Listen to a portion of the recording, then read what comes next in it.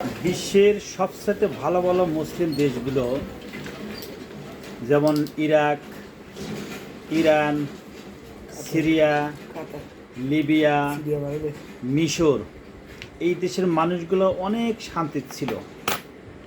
এবং লিবিয়া তো আমি শুনলাম যে বিবাহ করতেও নাকি সরকার টাকা দিত।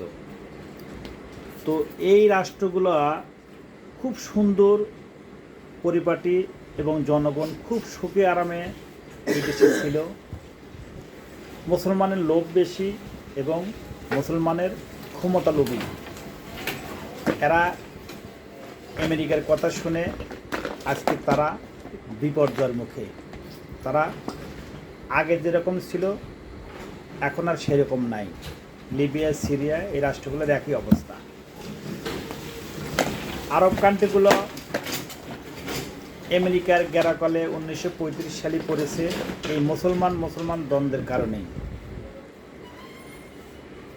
এরা এখন ইরান আরবে মারছে, আর আমেরিকার ঘাঁটি আরবে, কাতারে, দুবাই, এখান থেকে সে ইরানে মারছে। তো ক্ষতিটা হচ্ছে কার? ঘুরে ফিরে মুসলিম দেশের। মুসলিম রাষ্ট্রগুলোর ভিতরে, মুসলিম ধর্মের ভিতরে নানান গ্রুপিং, শিয়া, সুন্নি, মাঝহাল নাকি আরও কি আছে, 8-10টা গ্রুপ। এক হুজুর আর এক হুজুরের দেখতে পারে না, কিন্তু সবাই কি পরামর্শ দেয়? পরকালের জন্য ইহকাল এসে।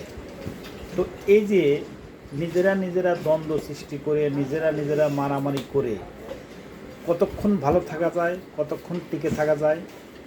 যখন নিজেরা মারামারি করবেন, অবশ্যই তৃতীয় পক্ষ করাতের মতো ঢুকবে, ঢুকে ফেরে ফেলবে একবারে। আর সেইগুলোতে মুসলমান এক্সপার্ট, বিশেষ করে চায়না, আমেরিকা, রাশিয়া, চীন, এরা কিন্তু ভিতরে সবাই একে অপরের প্রতি অনেক সহানুভূতিশীল। এই মুসলমানগুলো কিন্তু এক জীবনে হতে পারবে না, হবেও না, কারণ এদের লোভ বেশি। ঠিক আমাদের বাংলাদেশের যে রাজনীতির পরিস্থিতি এখন, এক মুসলমান আর এক মুসলমানের দেখতে পান না। আওয়ামী লীগও মুসলমান, বিএনপি মুসলমান, জামাত মুসলমান, এনসিও মুসলমান, একজন আর একজনের দেখতে পান না। সুন্দর এভাবেই চলতে থাকলে দেশ একদিন